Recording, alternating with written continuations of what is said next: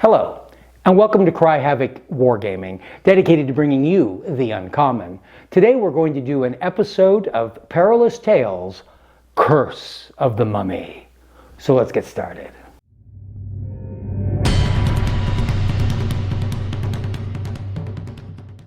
So in this adventure of Perilous Tales, we're going to see our heroes brought to a desert dig site somewhere in Egypt, where they will investigate into the curse of the mummy. So let's go ahead and go to the gaming table. The adventure we're going to play today is Curse of the Mummy. These here are the villains. There's the mummy on the far right. There's the priest. Then there are three minions, and these will be the villains in today's game. Our heroes, on the other hand, are just here. Starting on the right and going leftwards, we have Jane Dearborn. She is a teammate. She is a crack shot. Just next to her is the leader. That is Captain Lowell Peterson. He is lucky and eagle-eyed. Just next to him is another teammate. That is Asan, who is handy. And another teammate, Pierre, the tough guy with his shovel. And just next to them is the sneaky Omar. And these will be our heroes for today's game. The table is set up here. This is the hero's edge, and that over there is the villain's edge. We're set up for a basic layout. So the threat tokens, there's 3 in the rear, 3 in the midpoint, and 2 here. But we also, just to confuse matters a bit, as one of them is here, just to confuse matters a bit, I have pulled 3 objectives. One of those is activate the contraption. So there are 3 levers that have to be activated. I'm assuming that's opening up a passageway to get into the pyramid itself, hidden levelers. Then they have to recover some stolen equipment. That'll be found by interacting with various terrain pieces and find the precious. Some lost item is also out here. That's what these cards over here are for. There are 5 cards, and that'll help determine if the item is discovered for those interactions. So that's the basic table game. That's the game we're playing. So let's get started. I did neglect to mention that we are playing, in case you couldn't tell, on the Egyptian dig site. We're supposed to choose villains. The villains is the mummy. And a location, in this case the location is an Egyptian dig site. I told you the objectives that we've chosen. 3 is a little heavy. The good guys start within 2 inches of the board edge. Lowell's going to come right down the middle with Jane Dearborn, his girlfriend. Sneaky Omar is going to start over here with Asan, and we'll leave Pierre way over here. So the game begins with the hero phase. We spend action points for our moves. Most of these characters have just the 2 actions, but the hero, Lowell Peterson, has 3. And I'm going to go ahead and I think start with Lowell. Lowell is going to, so he's going to try to spot hidden using Eagle Eye. The spot hidden action is going to be to see what this thing right here in front of him is. His skill level is 4. So we've got a skill necessary of 2, and he has 4 successes. So no problem at all. He sees what this item is, and what it is 5. That is a cultist of Karnak. Don't know if he's actually standing up there on the head of that sphinx, but that is the cultist of Karnak. Which we now know. And that's going to be his first action. Not sure if he can shoot at something he doesn't actually spot yet. So Lowell spots him, sees him hiding up there. He's going to go ahead and take a shot. The cultist counts as being in cover, so our hero is disadvantaged. We had a 5 and a 1. We take away the 1, that makes it 5. And I have 2 8s and a 2 and a 3. We take away, so the 2 8s are hits. He only has 4. He's now half down. And then we'll go ahead and activate Jane. Jane would normally have 2 dice, but she's got a plus to shooting. Also, though, she's disadvantaged. So we got an 8 and a 6. We'll remove the 6. We got a 10, an 8, and a 6. So the 10 and the 8 both hits, but so that's 2 hits. That's all it needed anyway. But the 10 would have counted as 2 hits.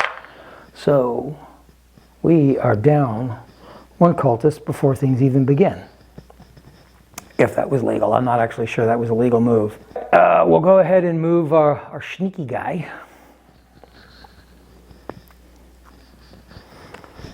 Omar is going to move around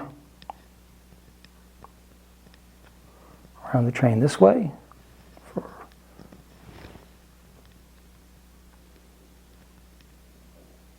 He's going to move up to the corner there, followed by Hassan. And lastly,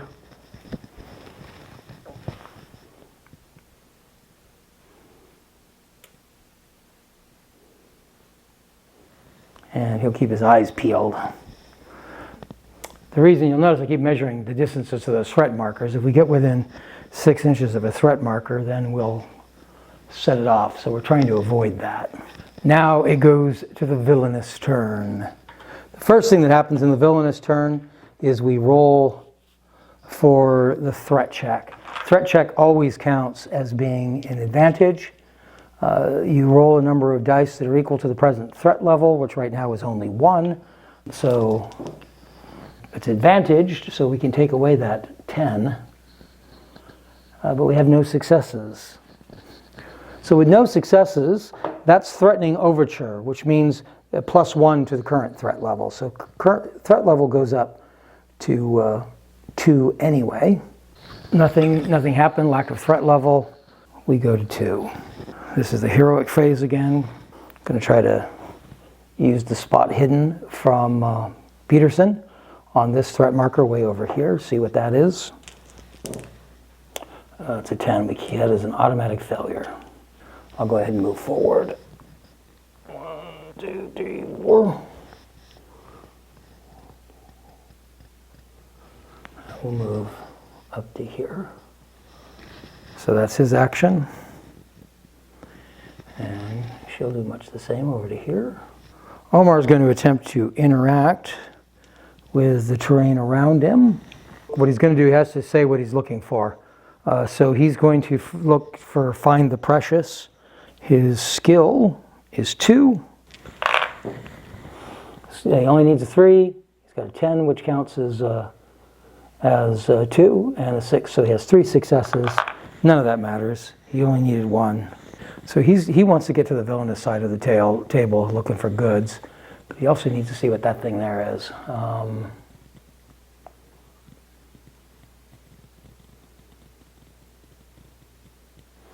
He's going to move over here.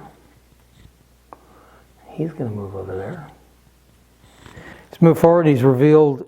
So he activates a 7. A 7 on the location, the desert dig site, is Blazing Heat.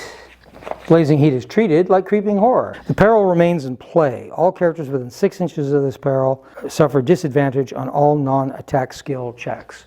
So it's getting hot. That would affect him.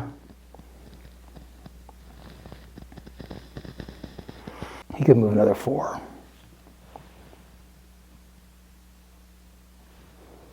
So we'll move him over here towards the goats. That's the end of their turn. So we roll again for advantage. Now it is threat level 2. We take away the higher one, 9. We have 2 successes, a 4 and a 7. So 2 successes. News Titans. Move each unrevealed threat marker 1 inch towards the hero model nearest it if there is a hero model within 10 inches. Else, move 1 inch towards the center of the board. then apply the threatening overture result. The threatening overture is just the increase in the threat level, so we're going to go to level 3 automatically. Unrevealed threat markers, there's one here.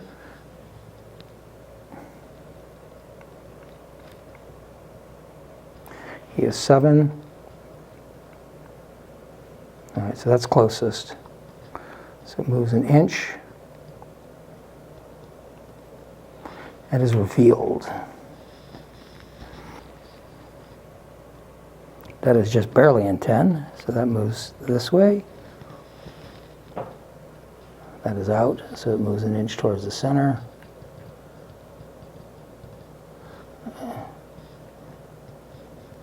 It's an inch into the...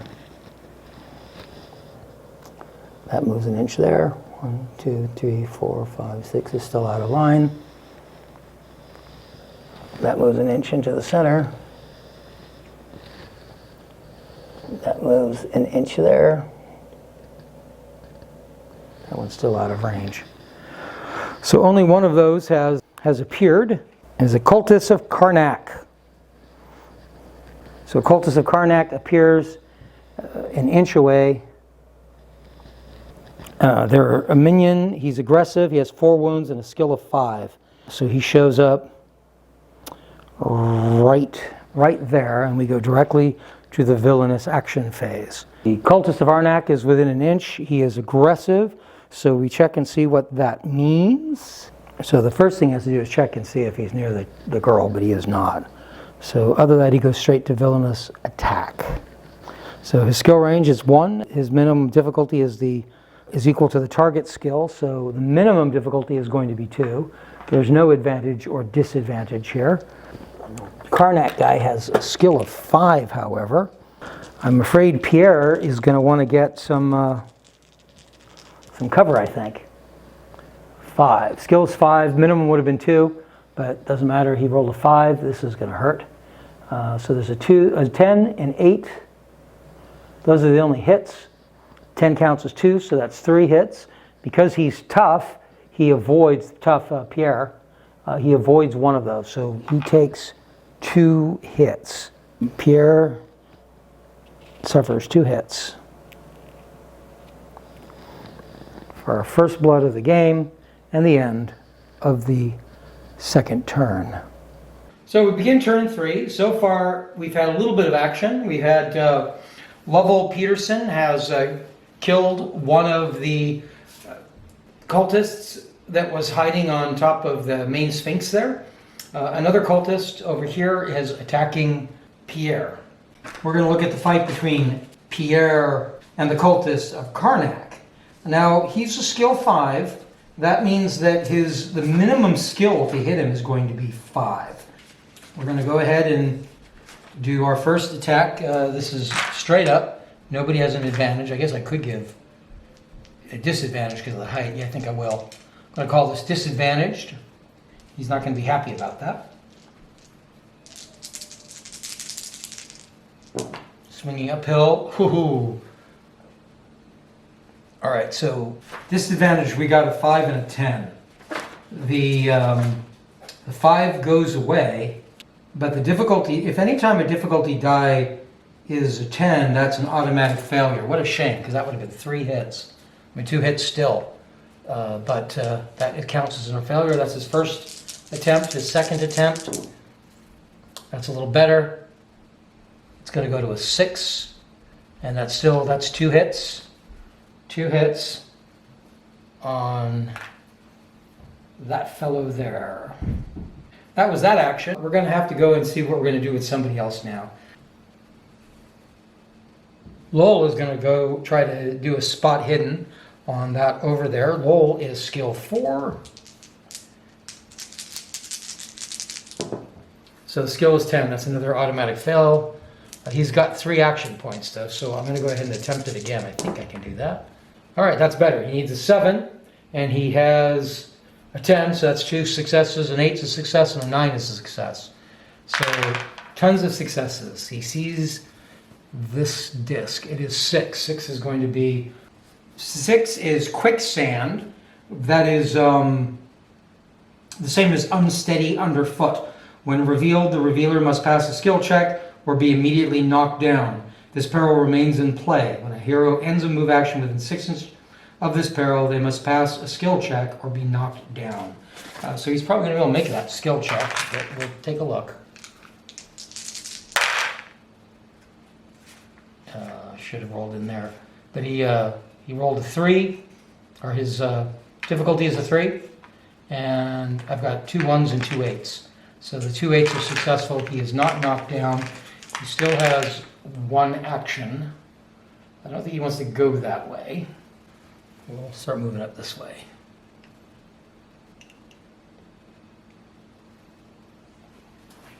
And we might as well move her as well. Is she within 6?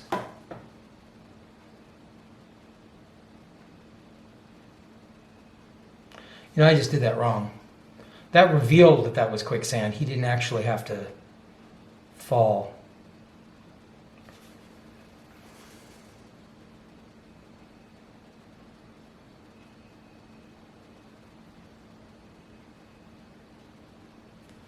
That goes away.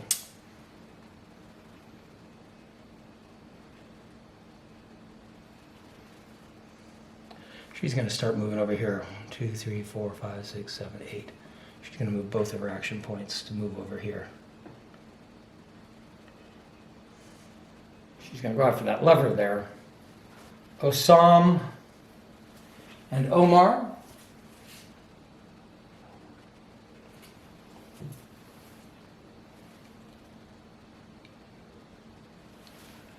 He's going to come up this way, keeping just out of range of the marker and out of the quicksand. And the song is going to follow after him in the same light. That ends their turn. So now we go to the villain phase. It starts with the threat check. We are now at threat level 3. This is again an advantage, so we rolled an 8 and a 1. The 8 goes away. So those are 3 successes, of course. So 3 successes. First time we've had this. This is Crawling Chaos. Each heroic model makes a horror check, +1 to the current threat level, then applies the Noose Titans. So this is the first horror check we've done. This is done as a skill check, but if there are no successes, then things go bad. I don't see anything about threat level, so we're going to call it normal. We'll go ahead and do Lowell first. Lowell's skill is 4. He needs a 3, and he's got 2 successes with a 5 and a 6. Everybody else has 2. So we'll do Jane Dearborn first, who's over here. Jane needs an 8. She did not get it. She has failed her horror check. She'll have to make a 4-inch walk directly away. I'm going to call it the villainous side. That's probably right. So she moves back to there. Omar, same sort of arrangement. Omar needs an 8. He does not get it. These people are doing badly. Serious fallback on this turn.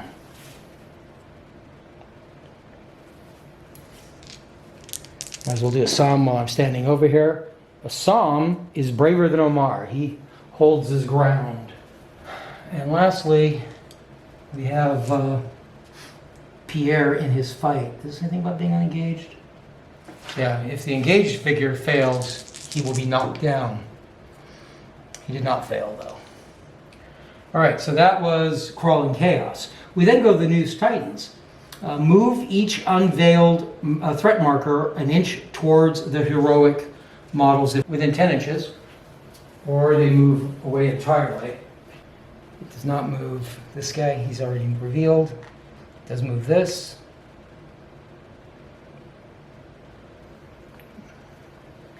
This is actually there. This is actually moving like over that. It can do that. They ignore terrain.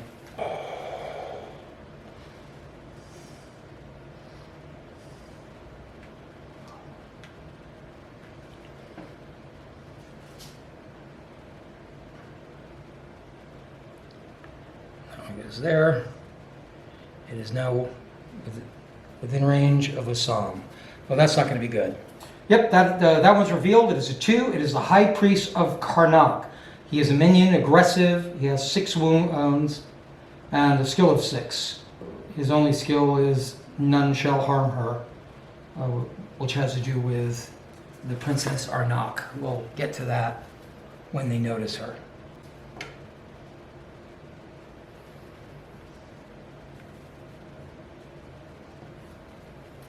So now we do the villainous activations.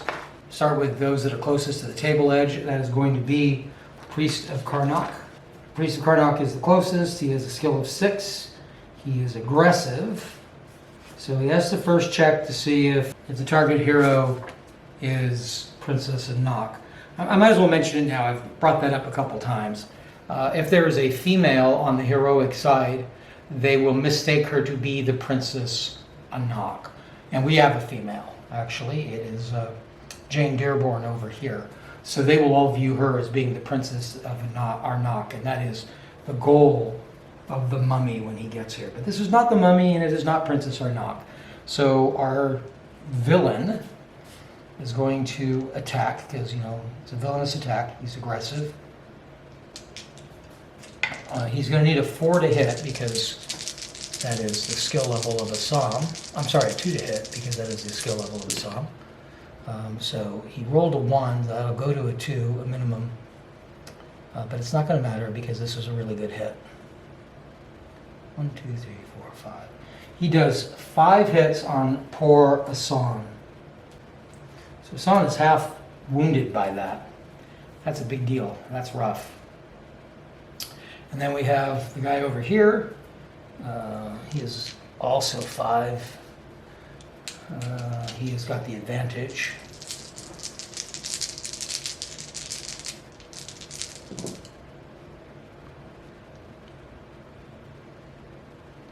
So in this case, it has the advantage, the 10, which would have made that a failure, goes away. So he only needs 2s.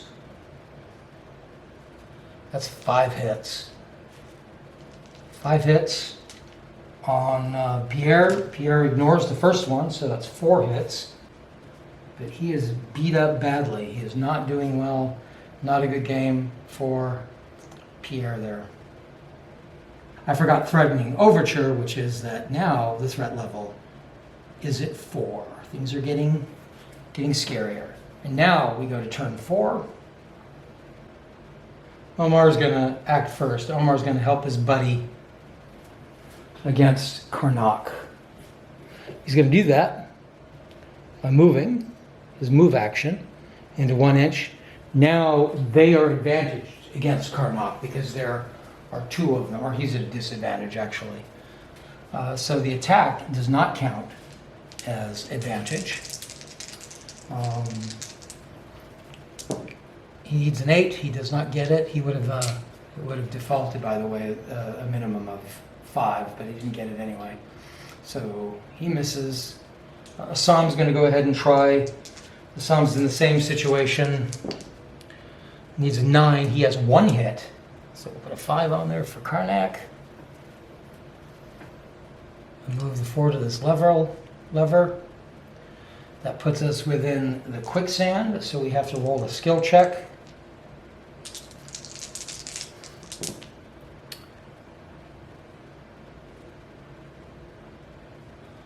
That is an automatic success. So we're going to do an interact with the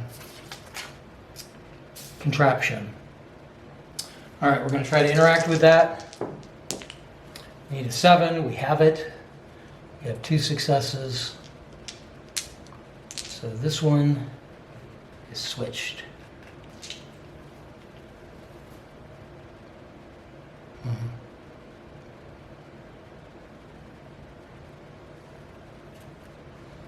Unfortunately, that also activates 8. 8's another location one. Sandstorm. This counts as a raging storm. Peril remains in play, affects the whole board, all models maximum line. So line of sight is just jumped to 6 inches because we're in the middle of a sandstorm.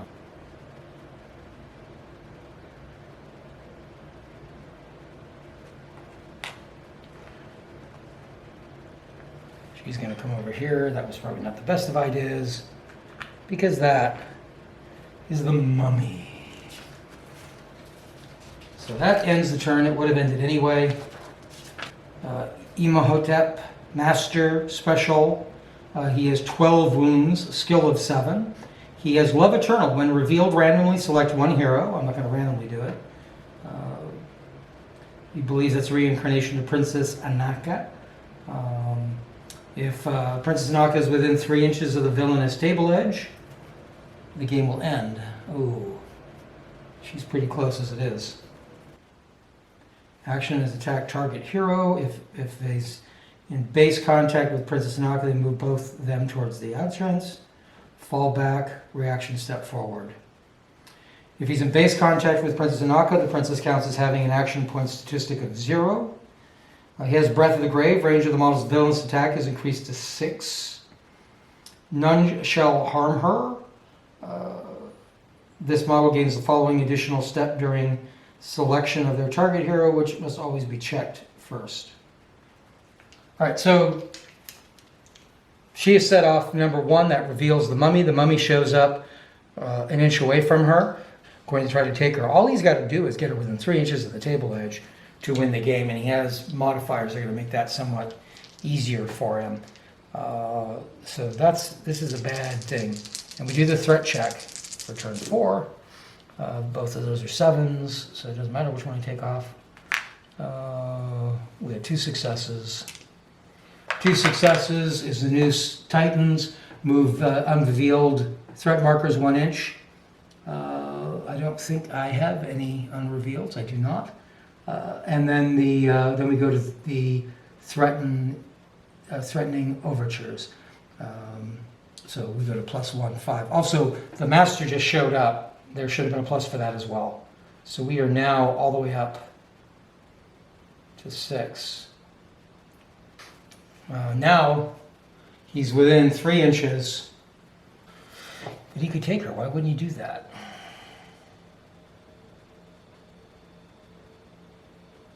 Instead, he's going to have to attack.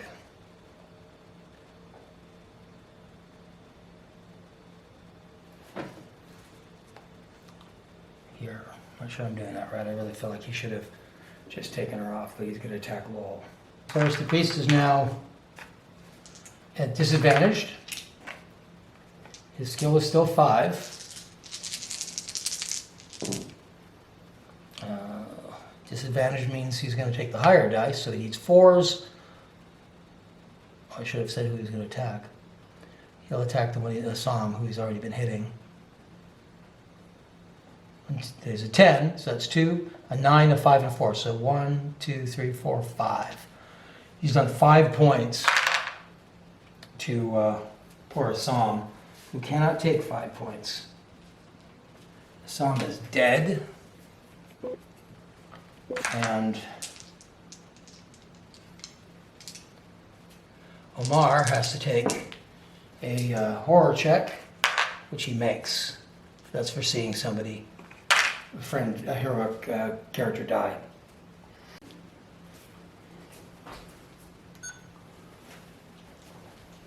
All right, so the priest of Arnak has killed Assam. Omar has made his horror roll. And over here, the cult of Karnak is going to attack with a skill of 5. Poor wounded Pierre. He can get rid of the 10 because he has a advantage. That gives him a 3. That's almost everything. That's 4 hits. Pierre probably can't take that. Pierre cannot take that. Pierre is dropped. Pierre is down. Not going well. And this is when the mummy should have gone, but he didn't. So now it is turn 5, and we've got to start winning. I'm going to go ahead and use all of my attacks from Lowell Peterson on that mummy. The mummy's skill is 7. Ouch. My skill is 4.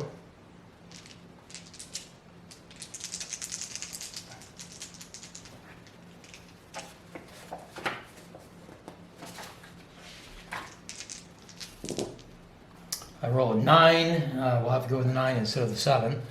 That's not good because that means nothing hits. Nothing hits at all. That first shot is a complete miss. Lucky doesn't work that way. Lucky allows him to ignore effects. So his first round, he misses. This time it's a 7.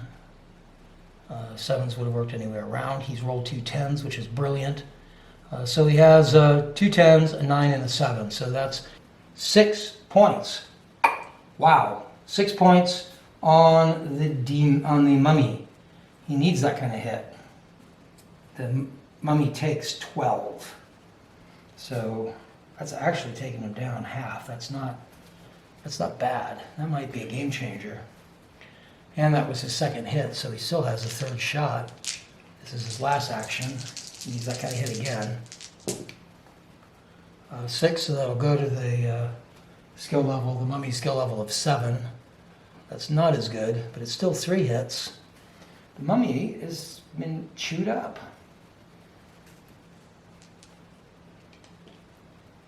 That ends his turn there, so he's going to have to make a skill roll or suffer the effects of the quicksand. He is fine. We're going to call this difficult terrain. That slows movement. So she uses all of her movement to get to the top there, to the other switch. We're slowly getting there. Slowly getting there. Over here, we have to fight Omar against Karnak. Omar's only skill 2.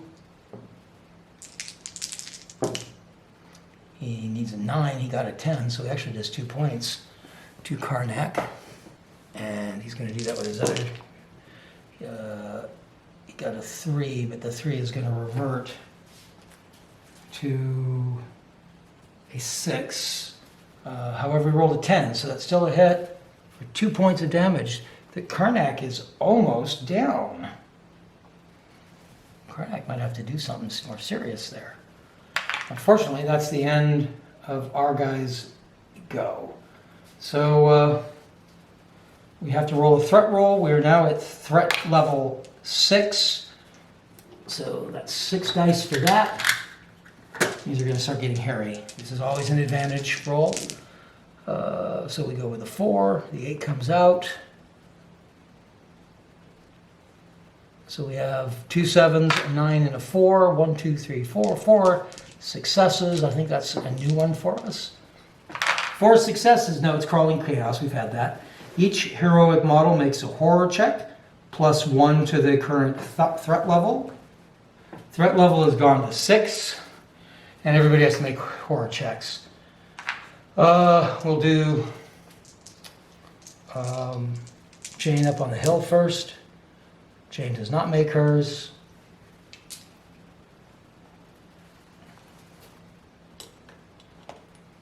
She's down here. That's not good.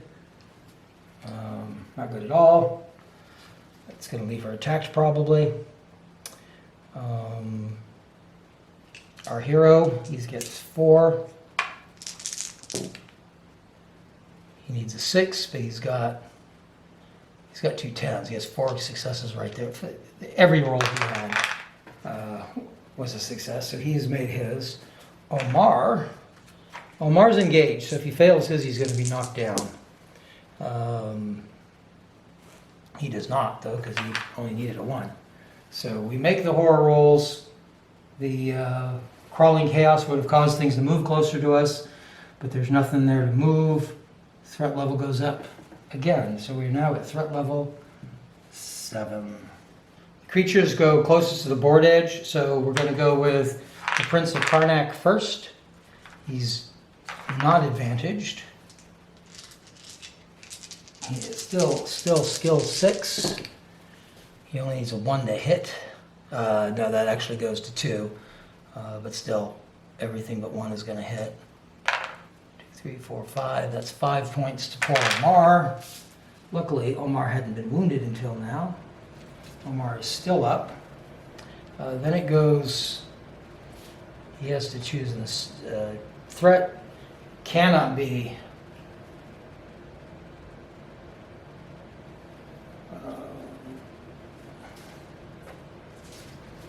All right, the cultist is aggressive, but he cannot see anybody else there. Okay, he moved 6 inches towards somebody within 7-inch range. There is nobody, so he cannot advance. Fallback action is villainous attack, but he can't do that. Reaction, step forward.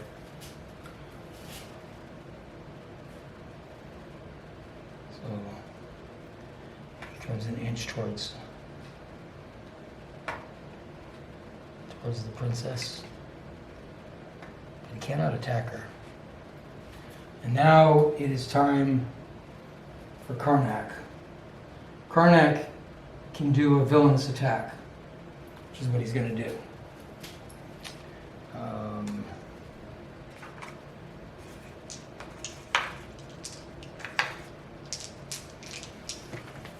He's going to attack my hero. 4 equals the 4 would have been anyway. So the 1 and the 2 come out. We have 1, 2, 3, 4, 5 hits. He hits Lowell with 5 hits of his, whatever his attack is. That villainous attack is. Wow, this guy's nasty. And that ends their turn. We now go to turn 7. Turn counting doesn't really matter in this particular game. Sometimes it does. This one we have until creatures either kill us, we kill them, or we get to threat level 10, which is happening fast. We'll probably be at threat level 10 at the end of this turn, unless we start taking things down. So we're going to try that. Omar is going to try to bring down the priest. He needs a 3. He's got a 9, a 5. Those are 2 successes. He does bring down the priest on his first hit. Second hit, he's going to move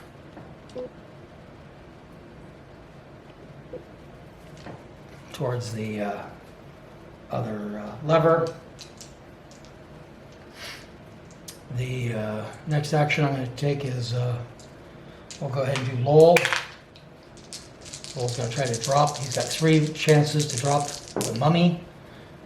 That's going to go up to a 7. He rolled a 3 for skill, but it goes to 7 because of minimum, which stops 2 of the hits from getting through. But 2 still hit. Mummy still stands, so we take shot 2. 6 again goes to 7. Again, 2 hits. That's all it takes. He is dropped. Because we've killed the master, the threat level goes back down to 6.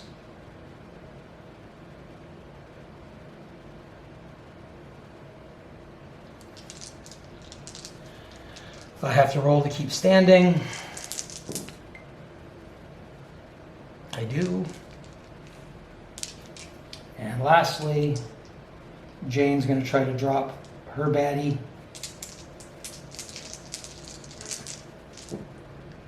It's a 9.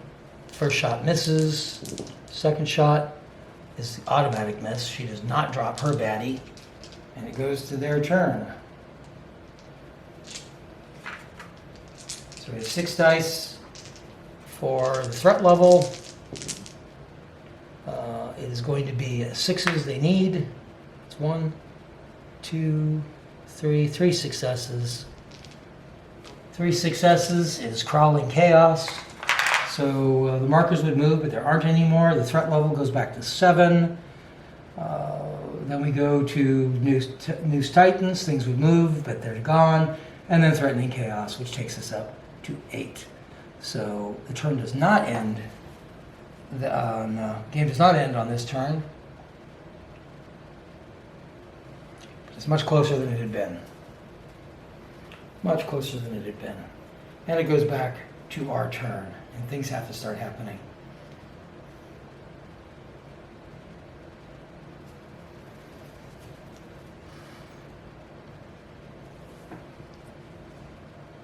Omar goes around the tree there, and he tries to interact with that other leveler. He is unsuccessful. The lever is stuck. What the hell? I made a mistake a while ago. That guy should have been revealed, but now he's revealed. I forgot a bad guy that should have been revealed on when we did the From the Shadows. But he's revealed now. That ends our turns, which is bad because one of my people didn't get a chance to act and drop a baddie. Actually, yeah. Omar is attacked. Omar probably can't afford to be attacked, but it needs 9s. Only 1 hit. So, threat check at a level of 8. Have to roll. No, I still have another one. This is probably the end of the game. We need 9s. We have 1 hit, 1 success. We have 1 success, but that's going to have to take us to 9. The game is still looping along. And now it is our turn again. All right. Omar is going to try to kill that guy as best he can. Needs 7. First shot misses. Second shot needs a 9. That misses. So he's not doing really well at ending the game. I think I'm going to have to send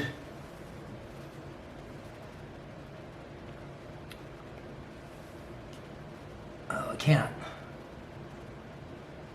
All right, that's what we'll do. Tyler will go into that fight.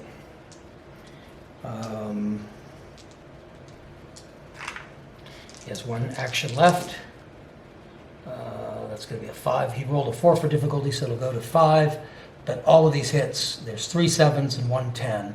So that is 5 hits, which drops him.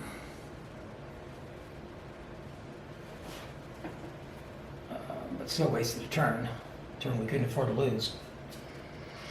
And then it comes over here to Havoc. She's going to go ahead and shoot. She needs a 5. She gets 2 hits. She drops him. Okay, but she killed him on her first move. So she can actually climb. Oh, she can't climb back up there. She can wait. Oh, you know what she can do? She can search terrain. That's what she's gonna do. She's gonna search for the precious, but she does not find it. All right, that ends their turn. Our turn goes to turn not. I'm sorry, that was 9. 10. We still have to roll for threat level. Oddly enough. Mostly because that's going to end the game. We need 6s. Game's going to end this turn no matter what. Yep, that ends the turn. So we did not achieve any of our goals. Let's see how the works with the points. So, leader is alive at the end of the game, so that's a point. Because we didn't make any of the objectives, which would have given us more points, we only have 1 point, and that's for killing the mummy. We only have 1 point because Peterson isn't dead. We didn't get any points for any things we dropped. Game ends because we go to threat level 10. So 10 turns, game is ended. It is considered a loss. In fact, it says, failure, let us never speak of this again. So that is the end of that. And there you have Curse of the Mummy. Not a good turnout for our players. They did kill all the bad guys, but they still only scored 1 point. And on the little graph at the bottom that judges your successes, where you add the number of points together, that is still a failure. And we agree never to discuss this again. Obviously, I'm violating that agreement. And that reminds me of a lesson that I had already learned in previous games, but in the month or so it's been since I last played, I forgot. And that is, you cannot ignore your objectives. It is too easy in this game to find yourself battling the bad guys and trying to kill the bad guys. You get points in this game for taking your objectives, not for defeating your enemy. So it's real easy to get lost in what your goal should be here. And I've done that. In fact, I think I did it in the other game I showed here. It's an easy mistake to make. It'll cost you points. You don't want to do it.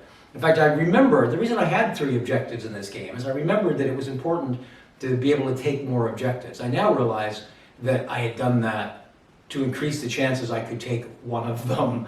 But I had forgot that that was the whole point of it. So I had set up 3 objectives to increase my chance that I might take one, and we did come close. If Omar had succeeded in flipping his switch, and if he had taken his opponent out quicker, might have happened if I hadn't made the mistake of when I activated that cultist, that he would have then taken that switch, and Lowell Peterson could have then taken the other switch, or maybe Jane could have got it, and the activating the contraption would have been successful and given us. But I also wanted to mention, this is not meant to be a review video, and I don't want to really go into that. I've already done a review video of it, which you can find here on my YouTube channel.